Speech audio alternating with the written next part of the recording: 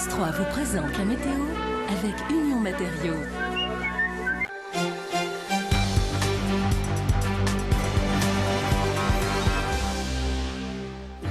France 3 Pays Catalan, bonsoir. Renforcement des contrôles routiers en ce début de week-end. Une mesure destinée à lutter contre les accidents mortels en augmentation depuis le début de l'année. Les trains corail changent de look. Une première rame a été inaugurée aujourd'hui en gare de Perpignan.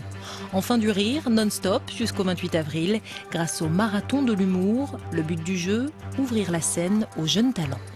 13 accidents mortels depuis le début de l'année sur les routes du département. C'est 3 de plus qu'en 2011 à la même époque.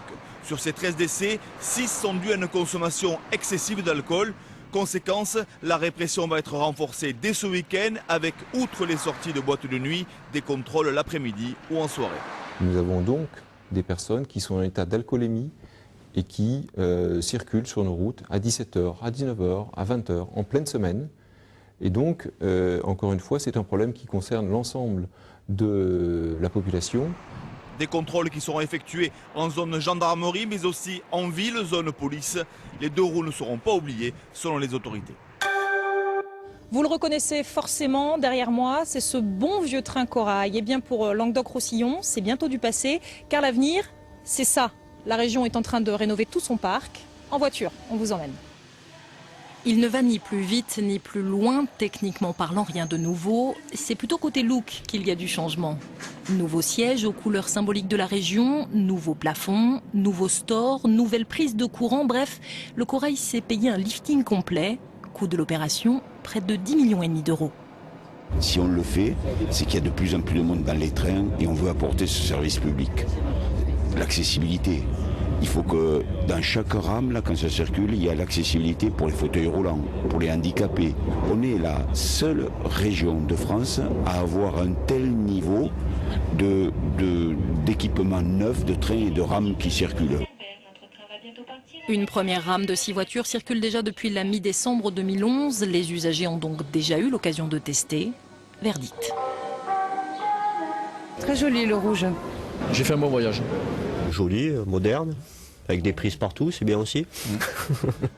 L'autre gros avantage de ces trains, c'est que leur maintenance est assurée ici, à Cerbère. Menacé de fermeture en 2009, faute d'activité, le site retrouve tout son sens. 22 emplois ont pu être maintenus.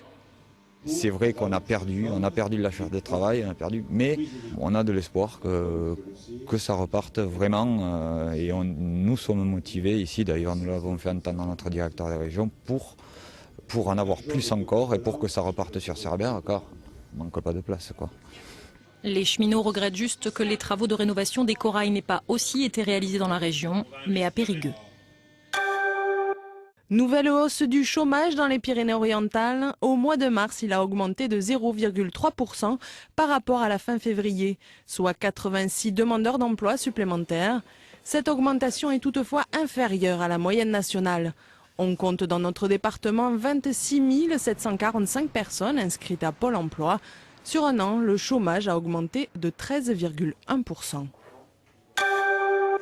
La jardinerie Puig à Aisne a reçu le Mercure 2011. Sur 22 entreprises proposées en France, c'est la seule à avoir obtenu ce trophée national.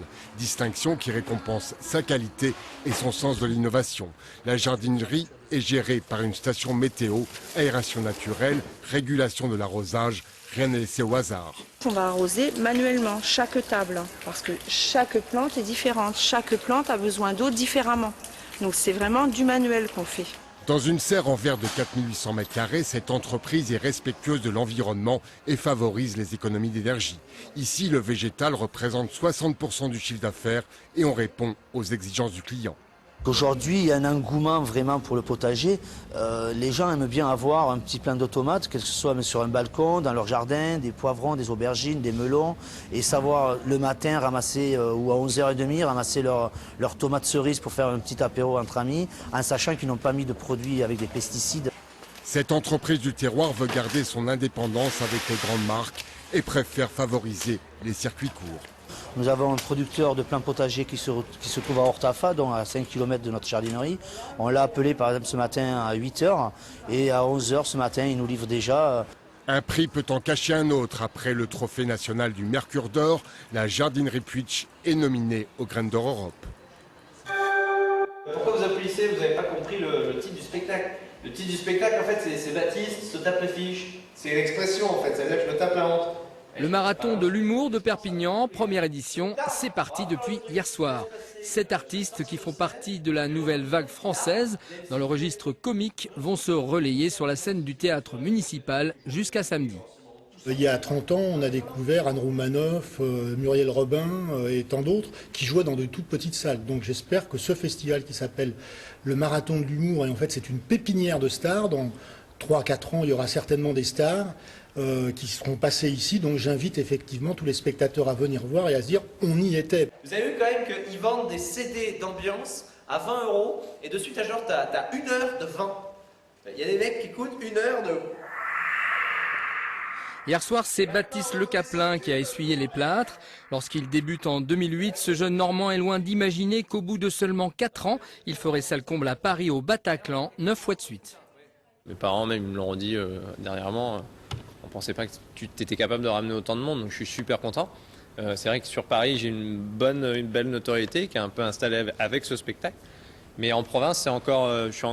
Je fais des salles, je dis des salles de 400 places, donc il y a encore un petit décalage. La parole est désormais aux spectateurs pour savoir qui, parmi ces jeunes talents, déclenchera le plus gros fou rire.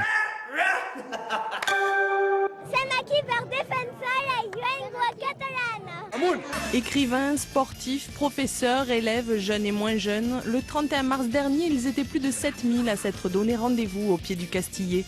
Un rendez-vous pour un record du monde, mais aussi pour défendre la langue et la culture catalane. Dimanche, le VAP revient sur cette journée historique et c'est à 11h28.